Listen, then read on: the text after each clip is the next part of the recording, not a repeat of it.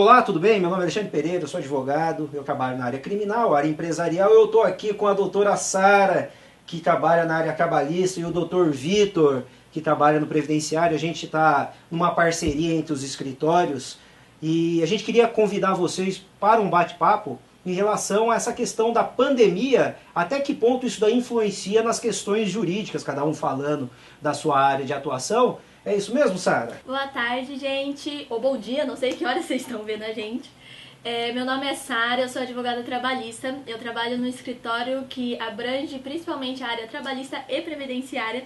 E a gente está aqui, na verdade, para fazer uma parceria junto com o Dr. Alexandre, que ele vai explicar um pouquinho da questão criminal dentro dessa pandemia. Eu vou falar um pouco da trabalhista e o Dr. Vitor, que ele é o sócio do escritório, ele vai comentar mais da área previdenciária e como que tá essa questão de pandemia e relações. E aí, doutor, como que estamos nos crimes? Difícil situação, né? O Brasil já é um país violento, a gente já tem todas essas dificuldades e agora, com essa instabilidade, esse pânico, por conta de uma questão que a gente nunca viu, há uma tendência, infelizmente, de piorar essa questão, tanto do cometimento a algumas modalidades de crime, quanto a violência propriamente dita, né? Você tem o aumento do desemprego, você vai falar muito aí para a gente iluminar quanto a essas questões jurídicas do direito do trabalho, que influencia muito. Eu lembro, aproveitando que o Vitor está aqui, na formatura nossa, ele fez um discurso que ele pegou e falou do pai dele, que para muitas pessoas a liberdade é mais importante do que a vida. E eu remeto a isso daí para falar que muitas vezes o trabalho das pessoas é mais importante do que a saúde e a vida, porque um pai de família, às vezes, que for chegar em casa e comunicar à família que ele foi desempregado, que ele foi demitido, tem pais, eu estava vendo um jornalista falando, que o cara não fala para a família. Ele chega, finge que tudo está acontecendo e passa meses acordando cedo, saindo para chorar fora de casa, porque ele não tem coragem de avisar para a família que ele foi demitido. Então, assim, é uma questão do direito do trabalho que vai, com certeza, repercutir na questão criminal. E a gente tem o Vitor, eu falei pro Vitor, apresenta o Vitor pra gente. O doutor Vitor, ele vai cuidar mais da área previdenciária e como que estão as relações com o INSS e essa questão aí? Bom, primeiro, é bem bacana, né? Acho essa parceria que a gente está criando. A Sara é uma associada do escritório com grandes resultados, então saiba que você está muito bem assessorada nessa área, Alexandre.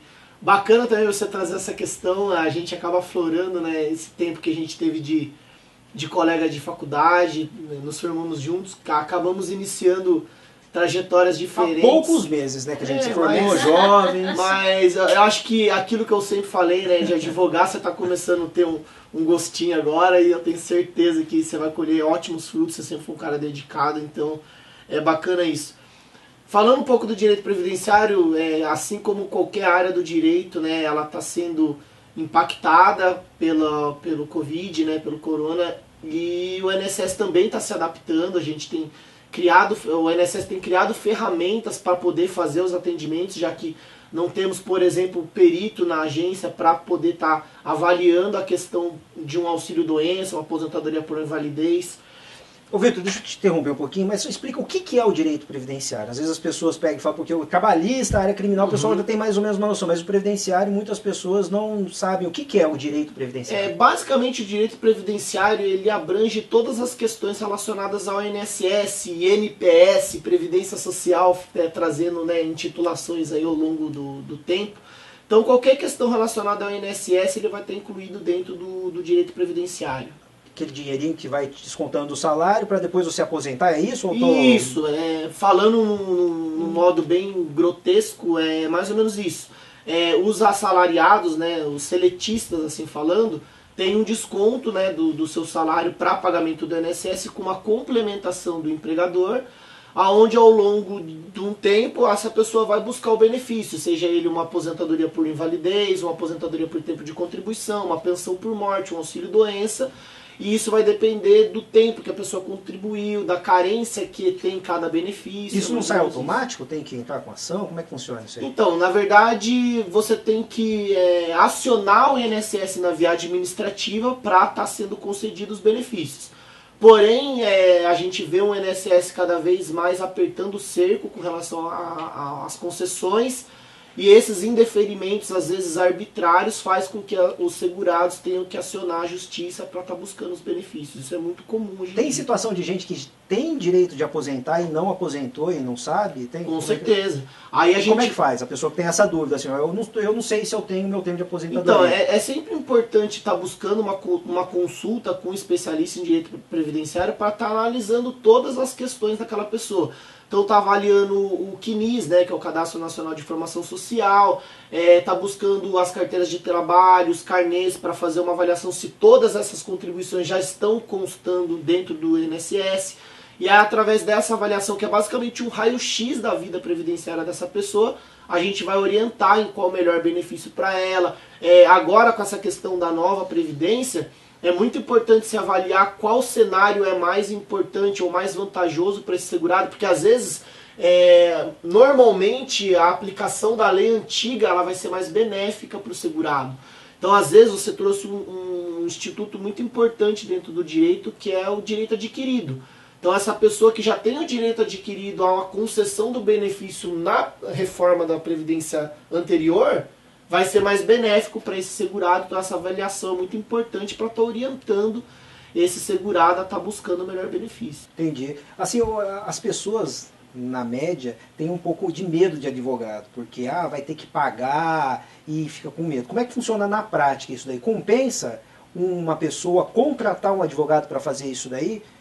Tem essa questão do benefício ser indeferido. Isso influencia aí na hora de pegar e estar negociando com cada pessoa? Como é que funciona? Imagina o povão ali que já tem pouco dinheiro e está já com uma certa idade, está com o dinheiro contado do mês lá e às vezes se vê nessa situação.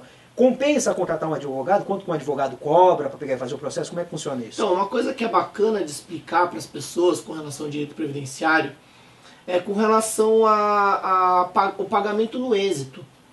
Na grande maioria dos advogados, os contratos de honorários eles são ad êxito. Então a pessoa só paga o advogado quando da concessão do benefício, seja na via administrativa ou seja na via judicial. Legal, não precisa desembolsar não já de início. Não precisa desembolsar nada de início. Porque o pessoal já fica com medo, em casa Exatamente. já sai sem roupa Exatamente. do escritório. Então o que a gente verifica muito nas questões previdenciárias é exatamente essa averiguação dos documentos e da vida social dessa pessoa. Porque o INSS ele vai conceder o benefício em cima das informações que ele tem, e muitas das vezes o benefício ele vem com valor menor do que eu realmente devia. Ele vai fazer de tudo para não conceder, né? E quando conceder é menor. Diminui o benefício. Então barato benefício. sai caro, por isso que é bom. Às vezes você tem uma questão que a pessoa está sendo aposentada com um salário mínimo, onde ela poderia estar recebendo 2 salários mínimos, por exemplo. Então essa diferença de R$1.000 que vai ser aplicada pela vida inteira dessa pessoa e às vezes gerar uma pensão para a esposa ou para os filhos menores de 21 ou maior incapaz, faz com que o pagamento dos honorários seja uma quirela perto daquilo que ela vai receber ao longo de vários anos. Então eu sempre aconselho a consulta, principalmente a consulta, porque ali pelo menos você vai ter elucidada todas as questões, né? Qual é o melhor benefício, qual é a melhor data, qual é a data que você atingiu o direito adquirido, então você vai ter um mapeamento da sua vida social para ter uma boa orientação. Né? Isso é importante, hein? Fica a dica do Dr. Vitor, procure um advogado, se oriente, tá? Principalmente nessa questão previdenciária, é lógico que não é todo o processo que o escritório que você procurar vai também querer entrar, porque depende de uma possibilidade de êxito. Mas se tiver isso aí, você não vai precisar gastar no início, vai ter um trabalho mais bem feito e você vai ter um lucro, uns valores melhores no final, é isso? Basicamente é isso. Conta com a nossa assessoria que com certeza a gente vai conseguir elucidar melhor as questões aí para as pessoas. E assim, é muito legal como você mesmo disse, Vitor, essa parceria, né? Cada macaco no seu galho, não tem como você ser especialista em todas as coisas. Menomare você consegue uma especialização em algum tema e como você bem falou, a gente fez a faculdade junto, você fala que é muitos anos, eu gosto de me enganar e falar que é pouco tempo, para me sentir jovem. Mas assim, a gente teve esses caminhos diferentes. Eu fui para funcionalismo público, trabalhei muito tempo na polícia com investigação criminal e você vem sempre trabalhando com essa área, advogando na sua área. Esse escritório aqui ele é muito eficaz E eu acho que por conta disso a gente está fazendo essa parceria, eu acho que é bem interessante para as pessoas que eventualmente, porque o povão ele não procura o advogado especialista em determinada área, ele procura o advogado. E daí os advogados que têm que se organizar para dar o melhor tratamento para o cliente. Infelizmente é isso que está acontecendo, Vitor, na questão da pandemia. A gente já mora a gente já tem um país muito violento. E há uma tendência disso piorar. O nervosismo, o desemprego, a Sara vai falar nessa questão do direito do trabalho aí, que vai ser bem afetado com essa crise econômica. E assim, todos os locais do mundo, essa questão da violência acompanha desigualdade social, problema financeiro. Então, infelizmente, há uma tendência muito grande de aumentar os índices criminais. Eu acho que uma coisa bacana também de você estar elucidando pra gente, Alexandre, é com relação a essa suspensão dos aluguéis, da redução dos aluguéis, porque o que a gente tem visto é o comércio ainda fechado, né, e as pessoas acabam tendo muitas dificuldades financeiras de honrar todos os compromissos. Você é um advogado muito atuante nessa área também, aquilo que você puder falar um pouco para as pessoas, acho que a título de informação também é bacana. Estamos tendo muita procura nesse sentido, Vitor. Lembrando que o princípio contratual é do pacto Susa Servanda, né, os pactos devem ser respeitados, onde as partes fazem o contrato, as cláusulas, e isso daí tem que ser seguido. Só que, assim, dificilmente um contrato conseguiria prever o que a gente está vivenciando aí com a pandemia. Então há a possibilidade de você renegociar esses contratos, tá? Provavelmente esse vai ser o destino jurídico. A gente está num momento de insegurança jurídica total. Então não dá para a gente bater o martelo falando que os contratos vão mudar efetivamente. Não dá para a gente saber, dá para a gente menomar e fazer uma pequena previsão. A gente teve alguns julgados em São Paulo em relação a contrato de aluguel comercial. Porque, veja, a pessoa aluga um local para exercer o seu comércio. Aí vem o município, o estado e às vezes a União com um decreto falando: você não pode abrir seu comércio. Então, qual é a destinação desse imóvel que você alugou? É lógico que quem aluga o imóvel também, o proprietário, não tem culpa disso daí. Só que o fim do imóvel é você fazer com que ele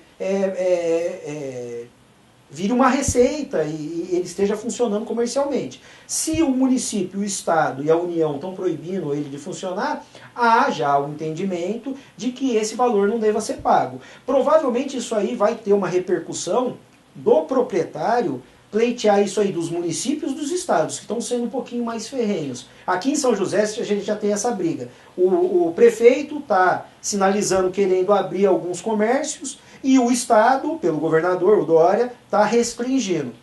Então provavelmente essa relação, esse tumulto entre a pessoa que aluga o imóvel e a pessoa que loca o imóvel vai acabar subindo para o ente público, que ele está proibindo de pegar e usar. Então, mas assim, insegurança jurídica, o que a gente tem que fazer? O que eu aconselho para as pessoas que estão me procurando. Tenta fazer uma negociação. Tenta resolver isso daí com a pessoa que alugou o imóvel, porque também ela não tem culpa no que está acontecendo. Só que, infelizmente, muitos casos há uma certa intransigência nos lados, ou até por questões econômicas mesmo. Você vê, às vezes, um comércio ele já está indo no vermelho, aí vem uma situação dessa, ele fica sem receita, ainda tem que pagar o aluguel, não é nem uma opção diminuir o aluguel, ele não tem condição de pagar mesmo. E, infelizmente, muitas empresas vão quebrar nesse sentido. O que a gente tem visto também nessa questão é que cada proprietário dos imóveis tem agido de uma forma. Uns concedem 50%, outros concedem 30%, outros concedem 25% e outros não concedem nada. Como que você orienta essas pessoas que não tiveram, por exemplo, nenhum tipo de desconto? Qual a providência que elas podem tomar? Notificar extrajudicialmente. E se não houver um acordo, provavelmente isso daí vai, ou uma ação de despejo para a pessoa que não está pagando o aluguel, ou mesmo você pode judicializar com uma ação ordinária para pleitear essa modificação do contrato. Repito, agora não é hora, infelizmente, a gente vai ter um grande problema no judiciário, porque tudo que está acontecendo vai assim, há uma tendência muito grande de judicialização de processos. Então sempre tem aquela máxima, um contrato um acordo que seja ruim de maneira igual para as duas partes acaba sendo o melhor caminho nesse caso. Então a orientação, conforme você me questionou, é sempre procurar o acordo e tentar, cada um cedendo um pouquinho, para evitar que isso seja judicializado, que é com certeza o pior caminho. E essa orientação também serve para os condomínios, imóveis que são locados também para viver, para a pessoa que está lá, mas são locados de qualquer forma. Existe essa possibilidade de conversa e existe alguma possibilidade de conversa com os condomínios, porque você tem que pagar a taxa de condomínio também, né? E aí, como que está essa relação? Muito bem lembrado, Sara. Assim, a situação é um pouquinho diferente, né? A gente vê que o imóvel comercial, ele é alugado, a destinação é comercial. Uma vez que um decreto estadual fala que aquele comércio não pode funcionar, então o seu objeto se perdeu. Ele não tá. Agora, no residencial é diferente, porque a pessoa continua vivendo no imóvel. Então, em tese, teria que pagar. Não vale o mesmo raciocínio. Porém, é uma situação assim, as pessoas vão ficar desempregadas, estão sem dinheiro, então vale o bom senso de tentar uma negociação amigável. Até porque, via de regra, por conta da crise, se a pessoa que está alugando o imóvel retirar aquela pessoa do imóvel, provavelmente não vai arrumar outra pessoa para alugar ali, porque a situação está muito difícil para todo mundo. E linkando isso que a gente está conversando aqui, o que a gente tem visto, principalmente na área comercial, é que as empresas estão ficando muito tempo fechadas e isso está refletindo numa grande quantidade de demissões e desemprego. Então acho que esse assunto é bacana, a gente está trazendo a Sara para falar um pouco com relação a isso, Sara, que a gente tem visto no noticiário, nessas medidas provisórias que têm, né, saído regularmente, com relação a essa redução de carga horária, redução de salário, suspensão de contrato. Você poderia falar um pouco para a gente como tem funcionado isso, como que é? Sim, uma coisa muito importante, na verdade, de se atentar é que demissões não foram vetadas, ou seja, o empregador pode demitir, ele tem a total liberdade de demitir, só que ele tem que pagar todas as verbas rescisórias que são necessárias. Tá, e onde que você vê a atuação do advogado, né, tanto para assessorar o empresário, a empresa, quanto o empregado? Onde que o advogado pode estar ajudando essas duas classes? Na verdade, acho que vai entrar em tudo. Por quê? Porque, o empresário tem que saber o que ele vai fazer diante da lei, né? Porque a medida provisória, ela tem tempo para acabar. Então, ela tem o início e ela tem prazo para acabar. E o que vai acontecer depois que ela acabar? Continuar a CLT. Então, o que acontece? Você precisa de um respaldo, você precisa de uma assistência jurídica para conseguir fazer esses acordos individuais, desde que tudo certo, dentro dos limites, ou eventualmente do próprio advogado para assessorar na conversa com o próprio sindicato, como temos vários clientes que já estão entrando em contato com o sindicato e conversando e tentando fazer o que a gente consegue ali na possibilidade. Para o empregado, no caso, é para ele saber o que o empregador pode fazer. Então, vamos supor que ele passou dos limites que a lei dá. Então, ele demitiu e falou assim, diante da lei eu não preciso pagar, como eu já ouvi. Então, a lei está falando que eu não preciso pagar, então eu não vou pagar. Não existe isso. Então, o empregado tem que saber quais são os direitos dele e que tem que pagar as verbas rescisórias. Vou perguntar uma coisa para você. Eu gosto de colocar as coisas com exemplo, porque daí fica sendo um pouquinho mais fácil para as pessoas entenderem. Pode abaixar 30% do valor do salário, é isso ou não? Tem um valor? Na verdade, são Se caso o empregador chegar e falar que a situação é catastrófica e tal, eu vou abaixar o seu salário. E o empregado fala, não, eu não aceito isso. Eu não aceito que abaixe meu salário. Como é que fica isso? Sim, o que eu trouxe para muitos clientes nossos é a gente tentar conversar com o sindicato. Por quê? Porque é um acordo individual. Acordo, necessariamente, são duas pessoas em acordo. Então, elas precisam aceitar aquilo. Então, se o empregado chegar e falar assim, eu não aceito esse acordo, não tem o menor problema. Por quê? Isso eu estou falando como advogada de empregado. Não tem o menor problema. Por quê? Porque ele não tem a obrigação de aceitar. Tudo gira em torno de acordo, é algo comum, algo que os dois querem. Se o empregado não aceitar, mas o sindicato falar, não, é válido esse acordo, ele funciona? Como é que vai ficar? Então, aí que tá. Não é, na verdade, um acordo individual que o sindicato vai aceitar. Aí vai ter que ser feito um acordo coletivo. Então, vai ser todo mundo que vai entrar. Então, não vai ser ele em específico, ele representado pelo sindicato. Não. vai ser um acordo coletivo, porque agora vai precisar necessariamente da atuação do sindicato para todos. Então, se um não quis aceitar, então chama o sindicato e agora faz um acordo coletivo para alcançar todo mundo. O empregador pode rescindir o contrato do que não aceita? Pode, desde que pague as verbas rescisórias. A tal da sem a justa causa, né? Isso, sem a justa causa. Se for por justa causa, se ele rescindir o contrato e falar assim, ó, você não aceitou esse acordo e eu estou rescindindo por isso, aí vai ter que pagar as verbas rescisórias, normal. E isso provavelmente vai ser uma demanda judicial, isso na verdade com toda certeza eu digo isso, e ainda o empresário, o empregador, ele vai correr o risco de ser condenado em indenização por danos morais. Por quê? Porque na verdade nem podia fazer isso. Existe a possibilidade de dar danos morais, sim. É bom a doutora falar isso daí, porque apesar de eu não trabalhar, essa batata agora, todo caso trabalhista vai para a mão da Sara, mas eu tive relatos de empregado que aconteceu justamente isso. O empregador determinou a diminuição do salário, o empregado não aceitou e ele foi ameaçado de ser demitido até por justa causa por conta disso. Então não pode. O empregador não pode fazer isso aí. Não pode. E se eventualmente fizer, é muito importante que procure um advogado, porque o advogado vai saber te orientar nesse momento sobre o que você vai ter que fazer, porque isso vai exigir uma demanda judicial, porque ele não podia por este motivo. Um acordo individual, você precisa concordar, você precisa querer aquilo. E se não quiser, ele não pode te demitir por justa causa por conta disso. Mas ele pode te demitir sem justa causa. Aí ele tem que pagar tudo normal. E se não pagar, mais uma possibilidade de demanda judicial. Tem mais uma dúvida. Advertência. Quando que o empregador pode dar advertência no empregado? Tem alguma fórmula? E como é que funciona isso aí? Na verdade, desde a época da faculdade eu lembro que ninguém soube. Eu sempre perguntava, igual você vai me responder isso aí. Posso dar advertência ou não?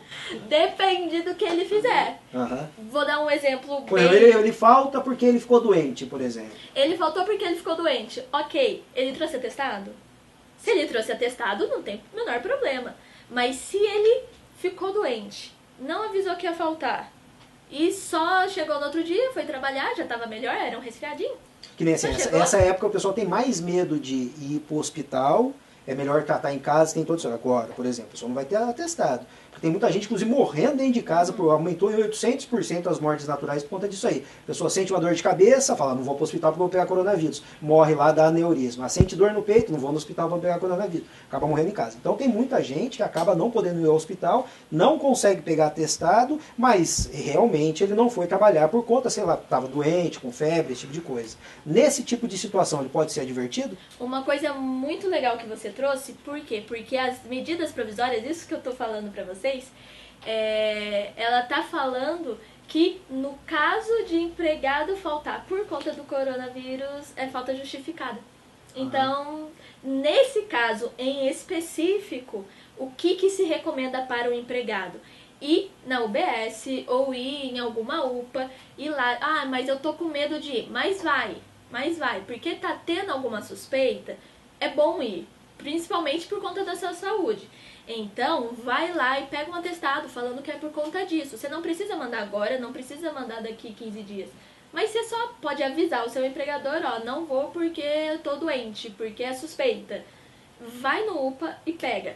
Por que eu tô te falando isso? Vai ficar meio descontrolado por conta dessa determinação de que você estando com suspeita de coronavírus é a falta justificada, mas ainda assim, para mostrar uma maior força para o que você está sentindo, o que você está passando, então eu sempre recomendo ir no UPA e no UBS, porque eles estão super capacitados de entregar esse laudo, esse atestado falando que vocês estiveram lá. Aí é falta justificada e não pode dar advertência. Quando pode dar advertência? Advertência pode quando ele sai de alguma norma, eventualmente ou da empresa ou diante da lei. Então, vamos supor, tem essa questão mesmo de não aviso de eventualmente estar doente, não vai, mas uma coisa que acontece com uma certa frequência é empregado que não vai porque empresa não paga o feriado. Isso acontece. Hipoteticamente, você está falando, hipoteticamente, né? Claro. E isso acontece de uma forma assim, de forma regular, na verdade. Então é muito comum a gente encontrar empregados chegando pra mim e falar assim: doutor, e agora? Eu não fui porque ele não pagava, mas ele me demitiu. Ele me deu advertência. E aí, o que eu faço? É simples. Feriado tem que ser pago. Se a empresa não está cumprindo alguma coisa, a sua falta ou eventualmente esta advertência, ela se torna nula. Porque a empresa também tem obrigações. Então, se ela deixa de cumprir isso, então tudo isso que ela trouxe, a advertência para mostrar que o empregado estava fazendo errado, que a culpa é do empregado. Não, isso daí se torna nulo porque já a empresa já não fazia o certo.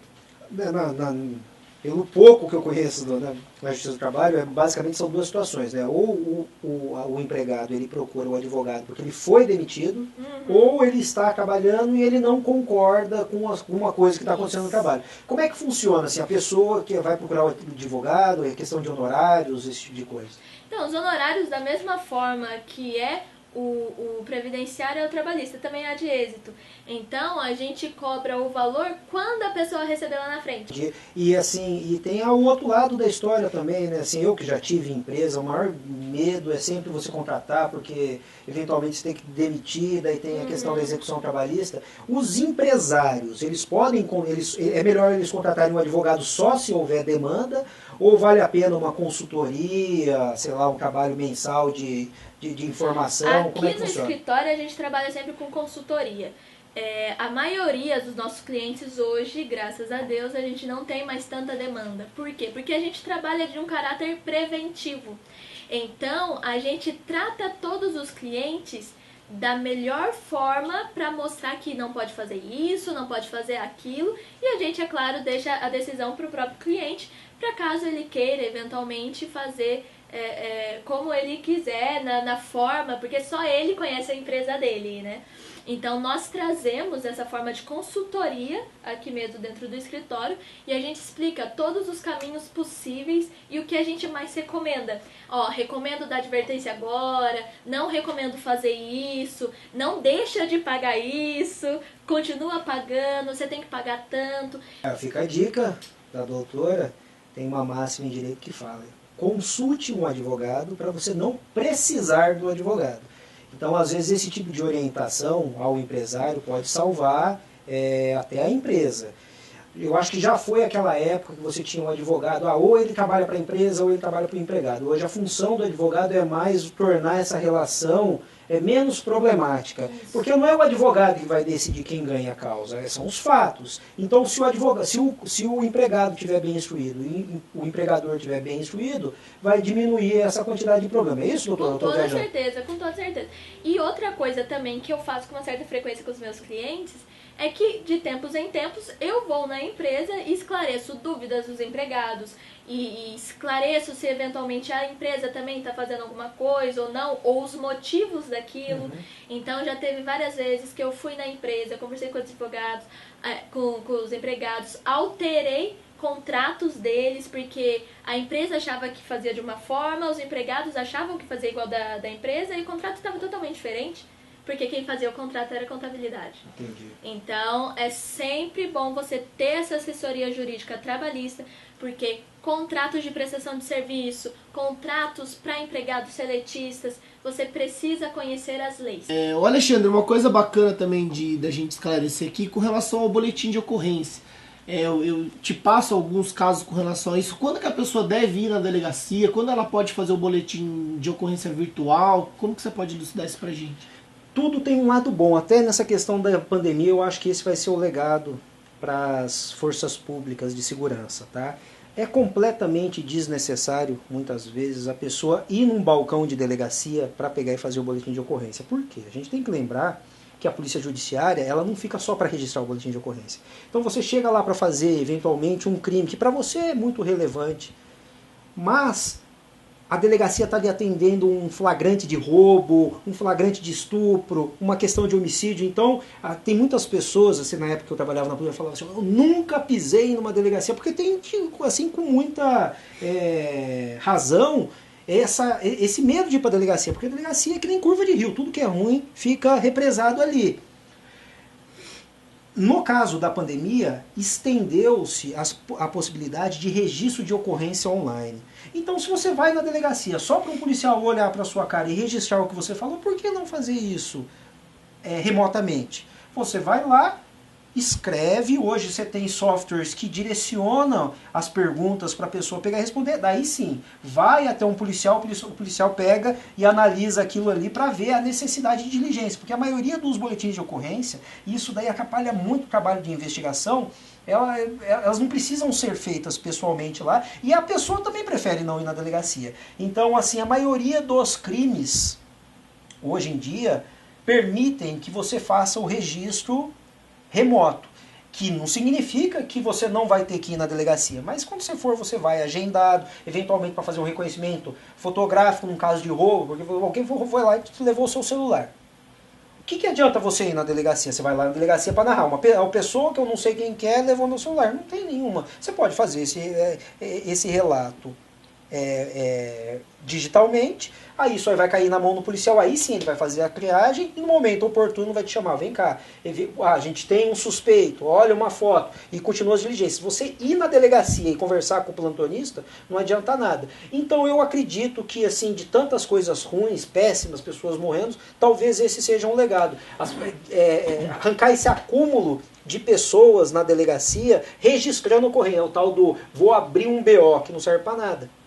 A pessoa ir o boletim de ocorrência, que hoje é o RDO, Registro Digital de Ocorrência, sim, funciona. É o começo de uma investigação. Mas a pessoa ir até a delegacia lá para ser atendida é desnecessário com os recursos digitais que a gente dispõe hoje. Doutor Vitor, com essa questão da pandemia, como é que ficou o atendimento no INSS? E fala um pouquinho sobre a reforma da Previdência. Bacana a gente tocar nesse tema, porque está atingindo todas, né, as esferas, seja pública, seja privada, e o INSS não é diferente. Todas as agências do INSS estão fechadas até 31 de maio, então os atendimentos eles estão sendo online, principalmente com relação ao auxílio-doença, que é uma questão muito usual, né, dos requerimentos do INSS. Elas estão sendo de forma virtual. Então você agenda a perícia pelo Meu INSS ou pelo 135 e você vai enviar os documentos médicos de forma remota. Aí o atendente do INSS avalia a documentação e faz a concessão do auxílio-doença. Depois que retornar ao INSS, essa pessoa vai passar por uma perícia e corre-se o risco dela ter que devolver os benefícios se for comprovado que ele foi concedido indevidamente. Então é importante as pessoas estarem tomando esse cuidado de usar esse dinheiro de uma forma ordenada para lá na frente não ter que devolver. E aí vai entrar toda uma questão de verba alimentar e tudo mais que aí a gente passa para a questão judicial, né?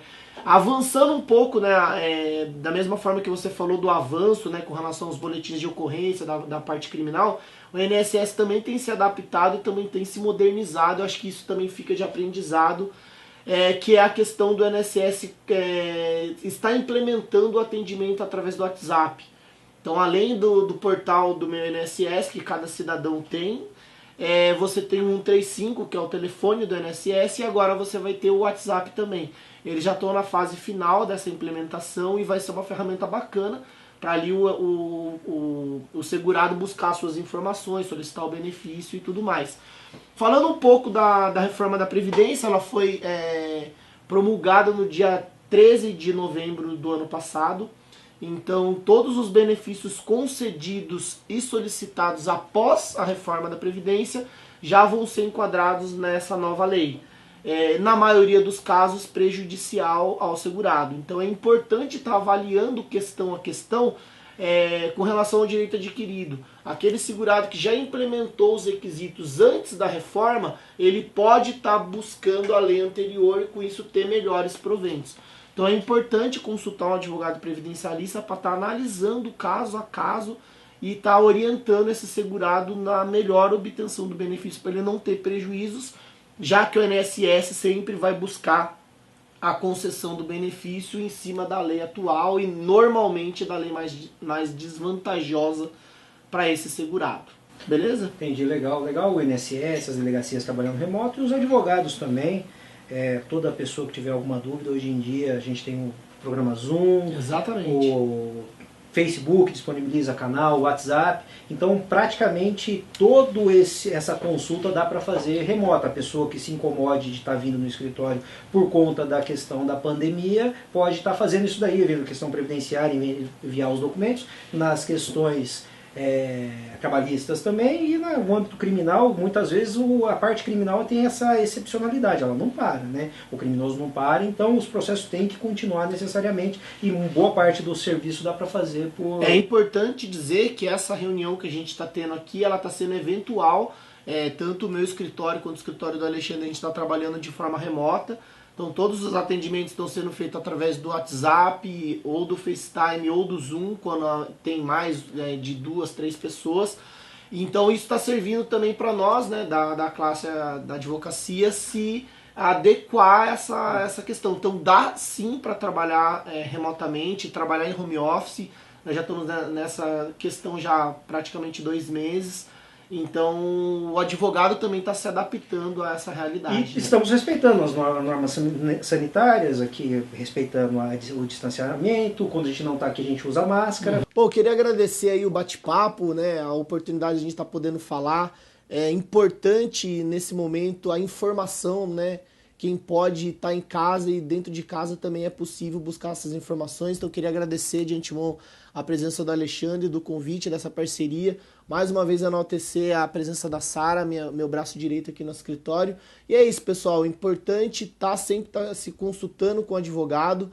Procure o advogado de sua confiança para não estar tomando nenhuma medida que possa estar te trazendo algum prejuízo lá para frente. Agradecer aqui a presença do doutor, na verdade agradecer essa parceria que a gente está fazendo agora com o lado criminal. Queria agradecer a Sara, o Vitor, esse bate-papo, essa parceria nossa que está iniciando. Como a gente falou aí durante a conversa, ninguém consegue entender de tudo. Então é bom sempre a gente fazer parcerias nessa área jurídica. As pessoas estão quase que desesperadas aí por conta de tudo isso que está acontecendo no Covid.